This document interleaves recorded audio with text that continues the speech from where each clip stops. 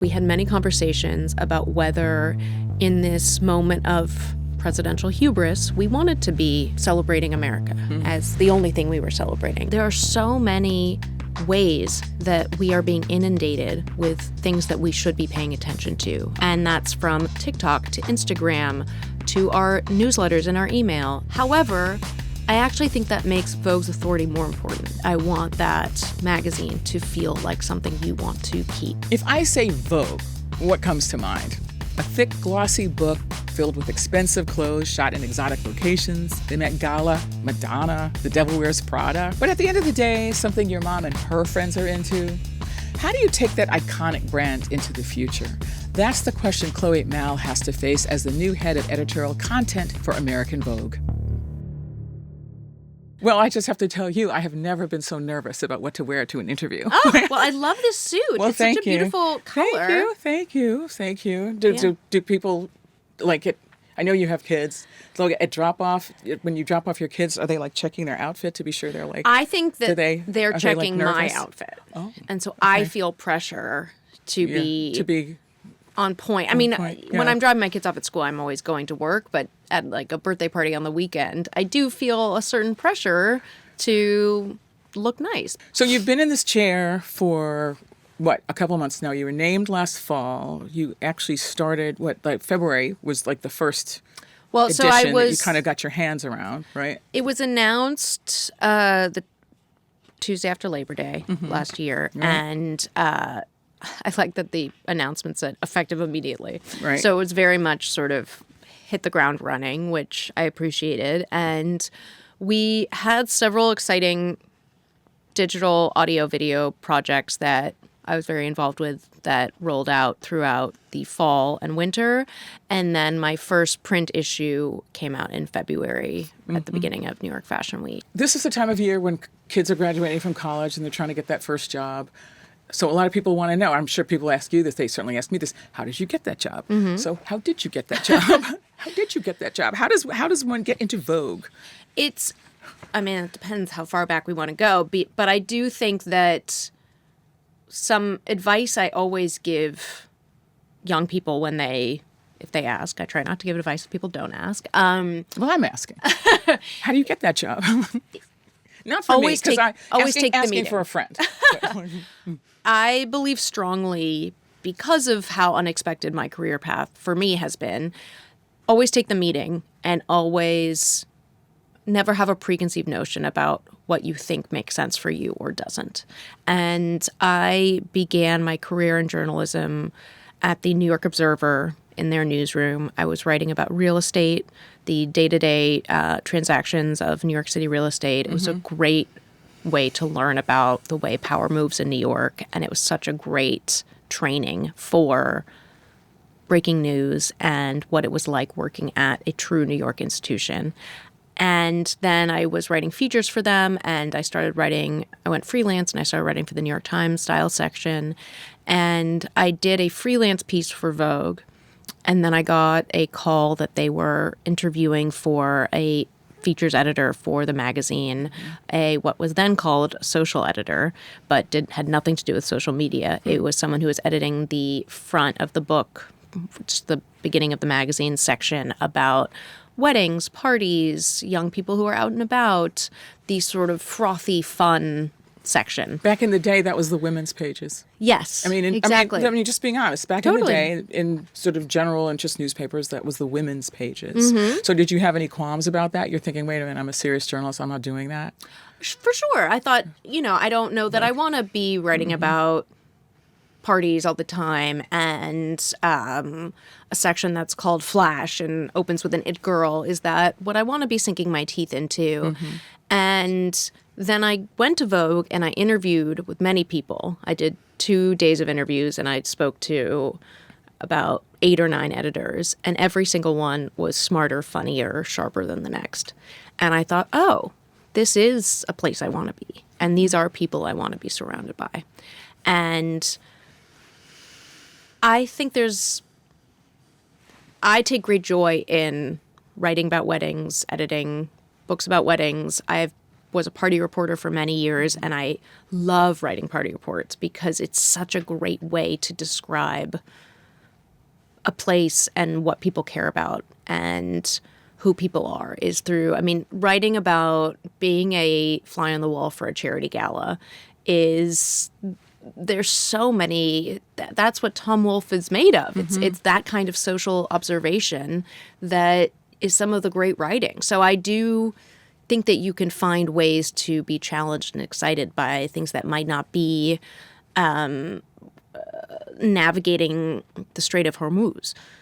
But what's that for, though? I mean, a lot of people, most people go to parties who never get written about, right? Right? So people read that, and I don't know, is it like nose pressed against the glass? Like, what's the goal of that kind of reporting? Is it because I think a lot of people see it as kind of, maybe now it's like personal branding or something, like people want to kind of be in the mix. Or back in the day, maybe it was how you get a good match or marriage or something like that, right? What's the goal of that kind of reporting? Well, I think for a place like the New York Observer or for Vogue, it's about this is what fashionable people are wearing, talking about, thinking about, donating their money for charities that they care about.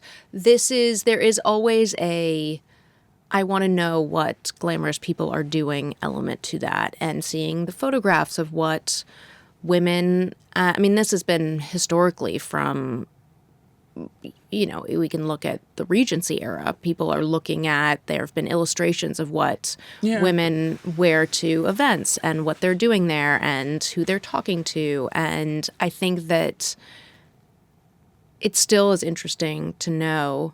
I still read event reports from writers that I trust. But you know those people, right? Didn't you grow up in that milieu? I mean, you know a lot of those people, right? Yes, I don't think it's... So for people who don't know a lot of those people, and just to sort of get it out the way, for people who don't know, both of your parents are famous. Yeah. Right? Your mom's Candice Bergen, your dad's Louis Malle, and they're both famous in their respective fields. So for you, was it like anthropology or was it like sociology? Like, was it like, what, you know what I mean? For somebody like me, like my dad was a firefighter and my mom worked in the store. She worked at Bloomingdale's in the invoice office, right? For me, it would be like, this is a world I do not know. Yeah. Like, what's it all about? What's it like for somebody like you? Well, I think there's also different, that absolutely used to be true maybe 50 years ago, that event reporting was one type of society event that was in a certain neighborhood in New York. It was a certain demographic of person. But now it's fun to see, on Vogue.com, we cover events around the world that support different ideas, that are celebrating different institutions or moments in the calendar. And that feels oftentimes very different from the milieu I grew up in. And that's fun for me to be able to feel like I am in those places and seeing what they're doing. For example, we just were talking today about the Native Son Awards is an organization that helps support and invest in young, not necessarily young, but queer Black men. And someone on our team is attending, and he said, I think it would be a great organization for us to cover their event. And that's not necessarily a milieu, if I went, that I would know everyone. But how fun that I get to look at those photos and see what people are wearing there. And also for me, it becomes, in my current job, sociological, because I get to say, oh, what designer are they choosing to buy? What are they wearing? What fashion is that the group of people who are attending that event is going to be wearing and buying different things than the moms I'm going to see at my end of year preschool event. Drop-off. So, that kind of leads to a question I had about Vogue. When you were growing up, what was Vogue to you? Vogue to me, to be honest, my first relationship with Vogue was in college. And it was, the way that now there are certain magazines that arrive and I just can't wait to rip into them, I felt that way about Vogue in college. And that's because it has always been the fashion authority and a fashion publication. but I was always most impressed by how much more it was. And the type of profiles it was doing, the people that it was highlighting, the stories it was telling, and the breadth of those stories. But do you remember how you first encountered it? Was it something that was always around? I think my mother subscribed to Vogue, but I remember my first memory of Vogue, I don't know that I can tell you, but I do have very strong memories of buying it at the newsstand at the Amtrak station in Providence, Rhode Island. I would go back and forth to New York. Because I think like people my daughter's age, my daughter just graduated from college, holla, they get their style cues from Instagram. Like, and obviously Vogue is on Instagram. It's on a lot of these platforms. A lot of that due to you. Yeah. But I don't know that they think of Vogue as like I must go get that and see what's happening. It's so instantaneous now. It's TikTok, it's Instagram. It's like, what I will say is that that's absolutely true, and it's a very different calculus that goes into. It used to be Vogue would come out once a month, and that would be how you see what I should be wearing, what I should be buying, what trends came out of the fall fashion shows. Vogue is telling me the things I need to know because I might not be getting it elsewhere. Now, you cannot avoid it. Just on your phone, there are so many ways that we are being inundated with things that we should be paying attention to according to the World Wide Web. And that's from TikTok to Instagram to our newsletters and our email to texts that we're getting from stores. Stores just started texting me, and I thought, stop. However, I actually think that makes Vogue's authority more important. And I think that having so much noise coming at us all the time, there is a real need for an authority and an authenticity of Vogue is telling us, sure, I've seen this type of scarf styling or bright color blocking layering on all my Instagram feeds and in newsletters. Oh, but Vogue just did this editorial on it, and it's the best photographer and the best stylist, and it's the absolute chicest version of what that can be. That is what I'm going to think about. And that's confirming what I've been seeing everywhere else. But Vogue is saying it. And that's true for our cover and celebrity talent as well. A lot of people become famous through Instagram now from TikTok. They do. And they can have a huge platform, but the minute that they have a Vogue cover and that cover is shared with our 50 million plus followers, it's a different moment in their career and in how they are established in the way that they're public facing. The longtime iconic editor of Vogue, Anna Wintour, when you were first named to the role, said that you're not a fashion obsessive, right? Is there something you're obsessed by? Oh, there's a lot of things I'm obsessed by. I love fashion, and I think it's a really powerful, exciting way to communicate. And I love to see what people are wearing. I love getting dressed in the morning. I love seeing the new designers' work and what people are doing.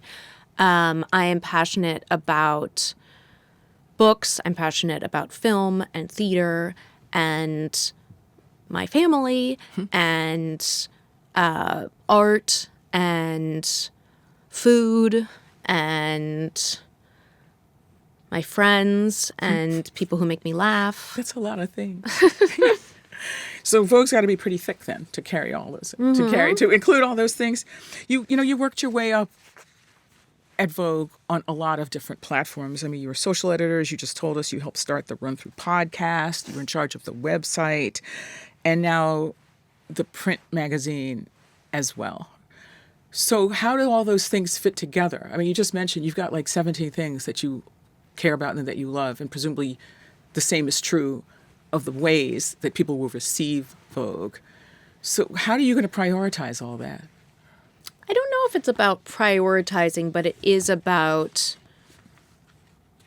creating a holistic experience across the different platforms and ways that people are engaging with Vogue. And for me, I think about that as the print magazine remains for me the center of the bike wheel.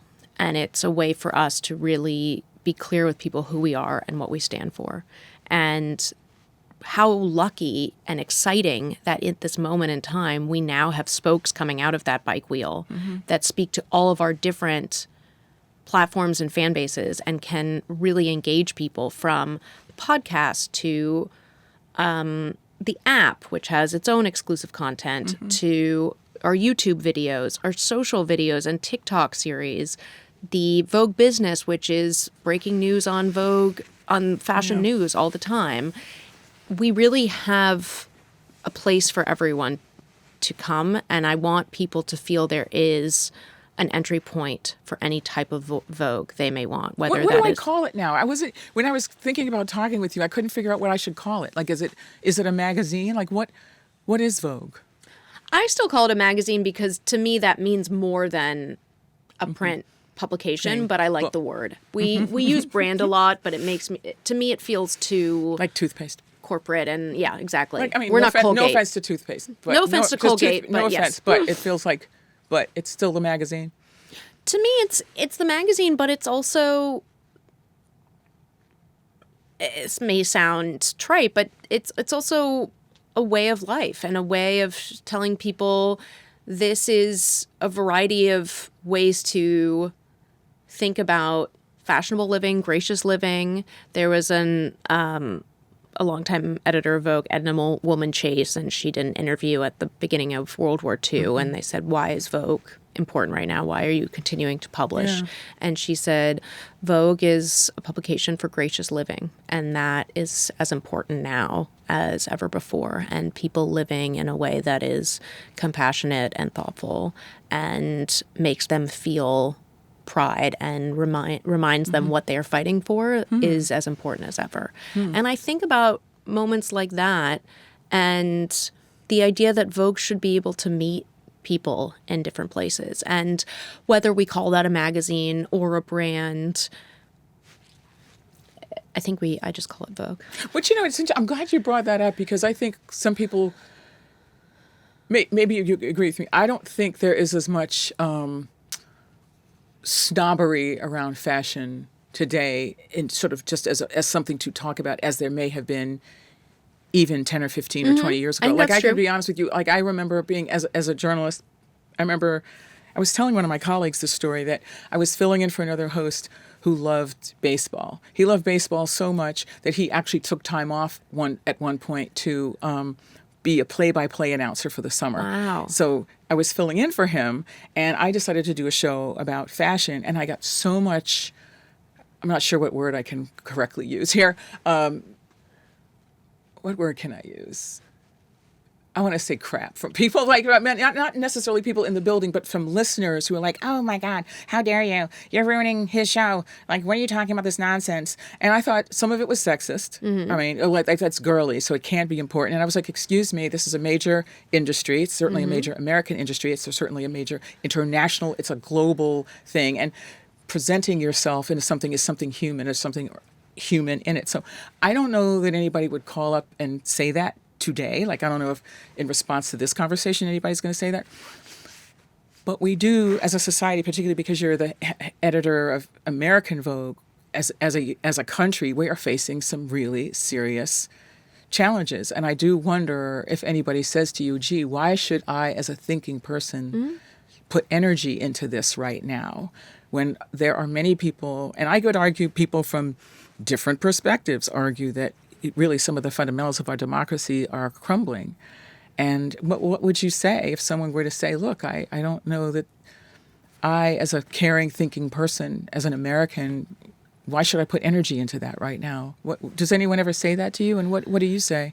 I don't know if people say that to me, but it's certainly something we discuss internally at Vogue. And I think there are a few answers to the question for me personally. And one is, I think that joy is really important, no matter what the time. And I think that bringing joyful moments of celebrating people we are inspired by, people we care about, people whose work is important, and moments that feel quirky and delightful and unexpected is really important. I would also say that Vogue is a huge platform, and it is a very important endorsement, and can be if used correctly. And for example, our summer issue, which is out right now, we made the choice a few months ago that we were going to make it our American issue. It was loosely timed to the 250th anniversary of the U.S., and we had many conversations about whether in this moment of presidential hubris, we wanted to be celebrating America as the only thing we were celebrating. Would that be what we wanted to focus on? And I felt very strongly that it was, because there are so many Americans and facets of American life that are thrilling and inspiring and exciting, and that I wanted to be highlighting. And how amazing that we could dedicate an entire issue to doing that. And as you said before, the American fashion industry is a behemoth, and it is a multi-billion-dollar industry. And this was actually the first time that Vogue in its history dedicated an entire issue to only featuring American designers. And that could be designers who were not born in America but now have U.S.-based brands. Could also be Americans who now design at other brands overseas. So we were flexible with what that meant. It wasn't, this didactic decree, but it was an important statement that we support this industry and we are here for American fashion, no matter what the moment in our political establishment we are. The other thing I noticed about the June issue is that it is the array of people and bodies is quite diverse. I mean, there are a lot of African American and Hispanic models and figures, characters. I mean, it's based in Texas. There's one photo shoot that's based in Texas, and an incredible array of people. There are 3 sort of featured models, all of whom were born in Texas. One of whom is Ruth Dang, who's of Sudanese heritage. Her parents came from Sudan. Both her parents came from Sudan and were quote unquote lost children of Sudan separately, and then found each other here. And she has 6 siblings who are all in the shoot, and they were so amazing to cooperate with it because they all have jobs. And so it was a scheduling discussion of, could we do it on a Saturday? And when we were planning this quite epic, sprawling 3-day shoot across Texas, photographed by Tyler Mitchell and styled by Carlos Nazario, we really wanted to photograph at Big Bend National Park. And it was at the moment when the government was threatening to build a wall in the middle of Big Bend. And that the day we photographed the editorial, that plan was pulled back. But it was right around the time that we were doing it that was no longer being pushed through. And it was very exciting, but also reminded us of the urgency of a lot of what we were doing and photographing. And was the idea that this might not be here anymore? It might not be available for this purpose anymore? People might not experience it in the same way? We photographed a lot of this issue, actually. Not a lot of it, but we were very conscious of photographing in national parks or public lands that are under threat. And I think that any reminder for people of the incredible public lands of this nation that are so under threat by this current administration is really powerful and important. And so for us, it was about, what if this spectacular vista is no longer here? And because truly, the Dang family, there's a photo of some of the sisters standing in the middle of this river and wearing incredible ball gowns. Wearing Rodarte ball gowns, I know, yes. Taffeta. In the middle of this river. But I'm also thinking about, look, I mean, I'm obviously African American. I'm thinking about these are tall, willowy, dark-complected people whose physiology, whose bodies, whose heritage has not always been seen as beautiful and as worthy. And you are photographing them in very expensive gowns in this gorgeous place. And what you're saying is what? What are you saying by doing that? Ruth Dang, Vogue should be so lucky as to have Ruth and her family in Vogue. And Ruth and her family, I felt so thrilled to be able to feature them. And that is what Vogue should be. That Texas shoot, which was such a wide variety of individuals who all have such fascinating personal stories and paths in their career and their personal lives. And being able to follow those different threads, to me, is what I would like Vogue to be representing. Gracious living, as I use the Anna Wintour Chase quote again, even though it sounds old-fashioned. But this idea of living beautifully, no matter what your circumstances, or despite circumstances, or because of circumstances. That one, we can go back to the idea of uptown party reporting. That's not the Vogue that we're looking at today. You photographed the part of the shoot was the marching band from Texas Southern. There was a gospel choir. There's an escaramuza team, which for people who aren't familiar, it's basically like, I don't know how to describe, synchronized swimming at the rodeo. It's like female rodeo. Female rodeo, but synchronized rides with these fabulous outfits. And also like that's actually a Thursday night, like sort of a dance hall. It was a dance hall. I think it was line dancing. It was. I was just trying to think if it was. I guess I would call it line dancing. I don't know whether they call it that, but basically, it's like it was like everybody was there. It was like everybody was there. Yes. And so in a way, is what you're saying is that graciousness comes in all forms. Yes, and also this goes outside of the Texas shoot, but to me, someone who really symbolizes the idea that I'm speaking to is now Governor Deb Haaland, who just won the primary in, I guess she's not governor yet. No. Sorry. No, now, she's the now Democratic primary nominee. winner. She's the Democratic nominee for governor in New Mexico. She will be governor, but yes, you're right. Well, we're not in the prediction business. That's not our job. Secretary Deb Haaland. Former Secretary of the Interior, is the first Native American person to hold that role. We photographed her and her daughter Soma for this issue in New Mexico, and also with a beautiful scenic vista of, outside in the mountains.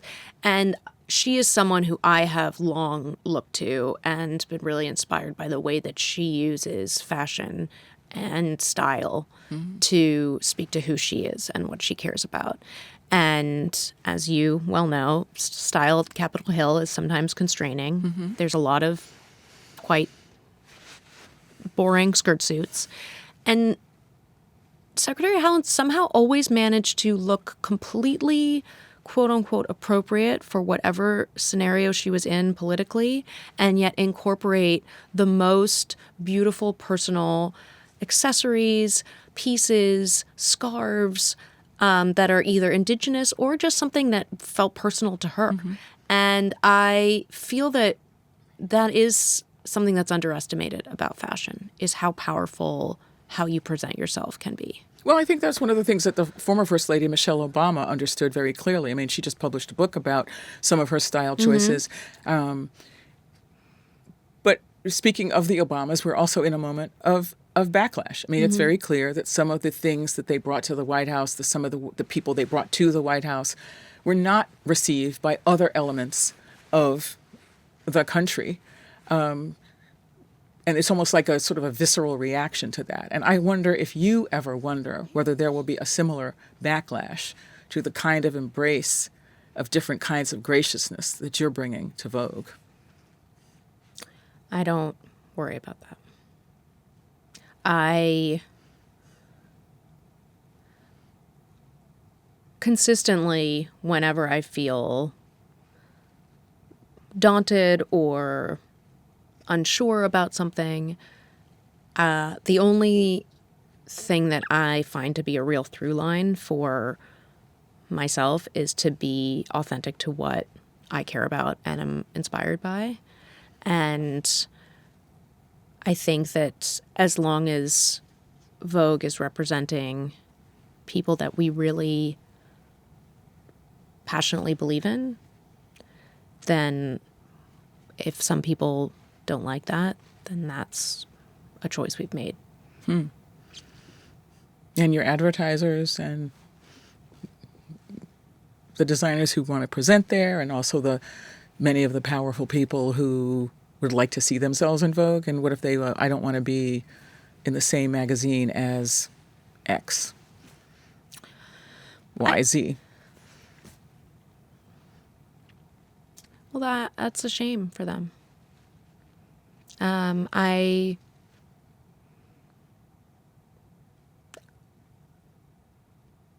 It's a tricky question for me to answer because I can't quite imagine. I don't feel that.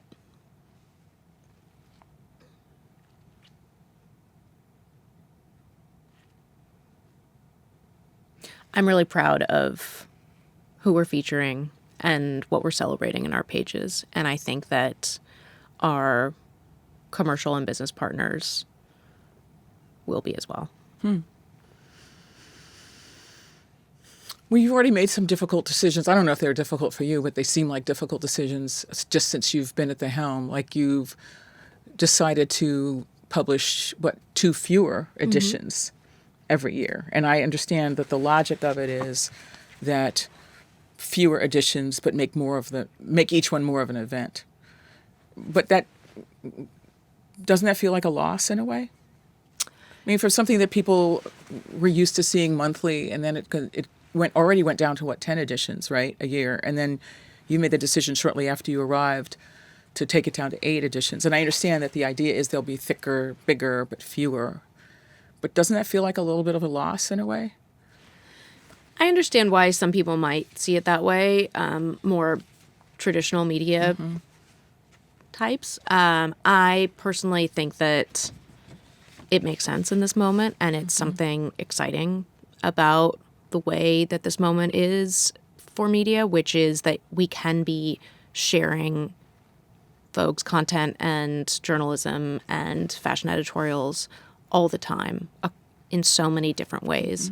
And the print product is one of those ways. And as I said, it remains one of the most important brand totems.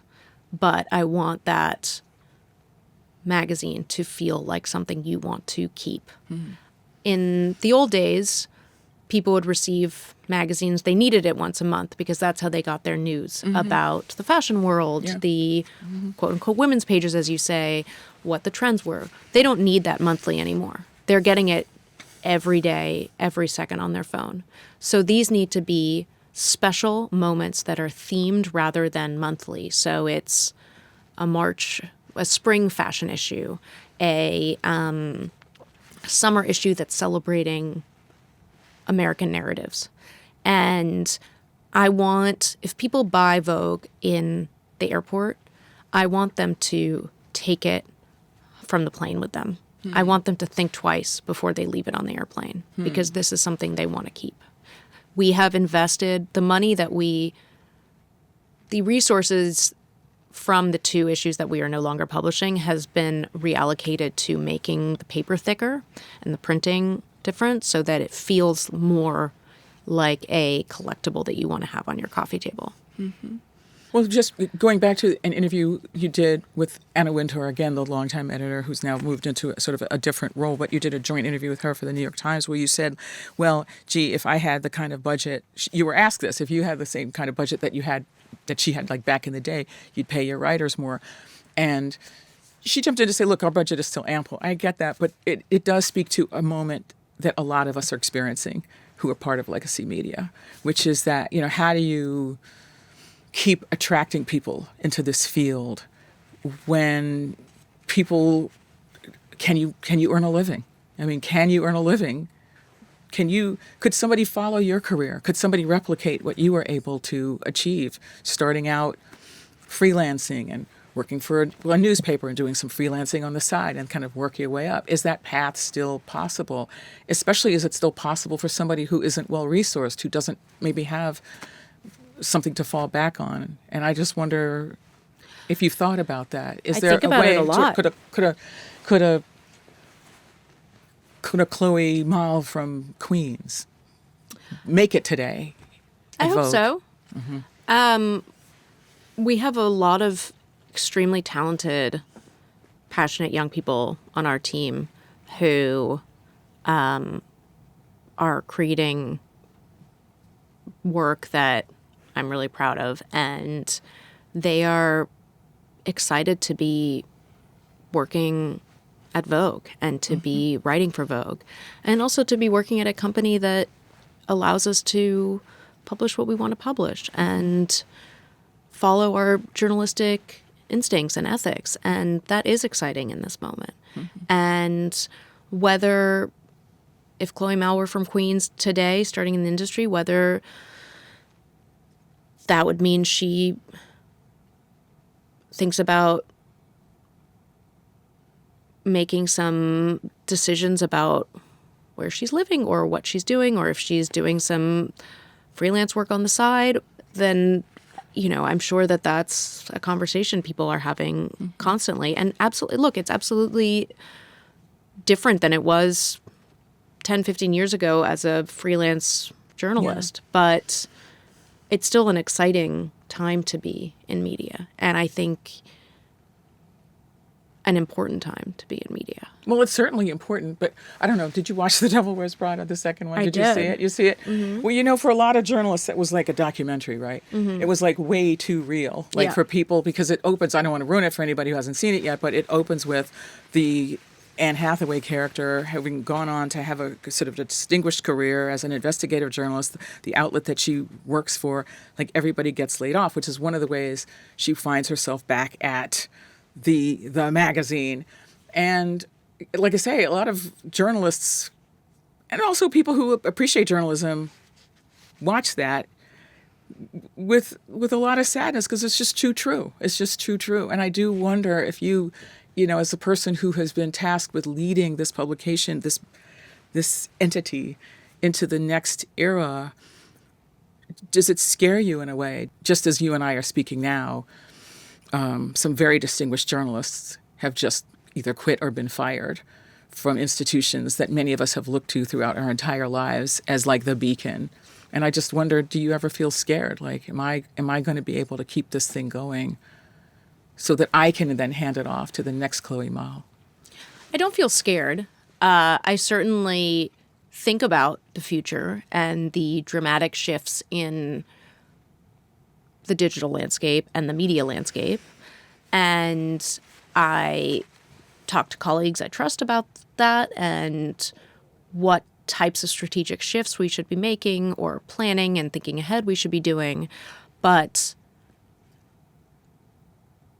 I feel a great privilege to be a steward of this brand. And I think that Vogue's power is in the way that people trust it. And I think that we are at a moment where people want to trust individuals and also a media institution, a legacy media institution like Vogue. I think that actually, of course, I hear you in all of the examples you are giving, but I do think that we are at a moment where trusted legacy media brands can and should be more important than ever. Well, thank you so much for talking with me. Thank you for having me. I can't wait to see what you come up with. We've already seen so much from you. I can't wait to see what you come up with next. Well, thank you so much. Before I have to go, I do have to ask, though, Anna Wintour was famous for the bob and the sunglasses. Like, do you have something you're going to be famous for? Oh, God. That want to be like, oh, here she is with the... A smile. Oh, the smile. Well, of course, the smile. Okay. New episodes of Newsmakers can publish anytime. To stay caught up, subscribe on YouTube or follow on Spotify or catch us on the NPR app. I'm Steve Inskeep. Thanks for watching NPR's Newsmakers.